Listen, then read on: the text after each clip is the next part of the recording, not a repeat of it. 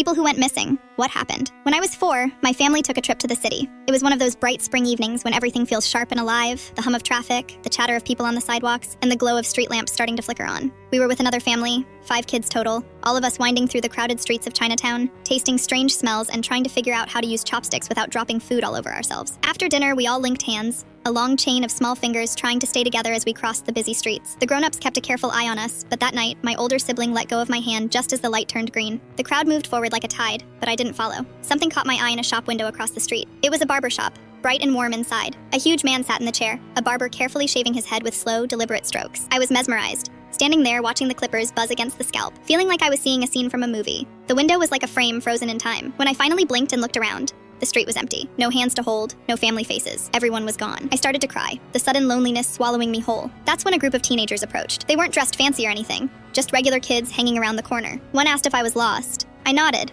wiping my tears with the sleeve of my jacket. The tallest among them lifted me up onto his shoulders like I was a prize, careful not to jostle me too much. Others from the group fanned out, splitting down different alleys and side streets like they were on a mission. We rounded a corner, and suddenly, I saw my dad. His face was pale, eyes wide and fixed on me like I was the most precious thing in the world. He sprinted toward us, and the tall kid gently lowered me to the ground. A few other teens gathered around, shifting awkwardly, watching the reunion unfold. The tall one explained to my dad how he'd found me watching the barbershop window, and how they'd kept me safe while searching for my family. My dad, a man who didn't often show his emotions openly, did something that surprised everyone. He flung himself at the kid and hugged him fiercely. It was raw and unguarded, a moment of gratitude that didn't need words. My mom appeared a moment later, scooping me up into her arms with a mix of relief and worry. The city noise faded around us as they held me close. Years later, my dad told me something that stuck with me. When he first parked in the city that evening, he'd seen the same group of kids hanging around near where we ate. He had been suspicious, thinking maybe they were part of a gang. He felt embarrassed now, realizing how wrong he had been to judge them by their clothes and the company they kept. Those kids weren't trouble. They were my rescuers. I wish I could thank them.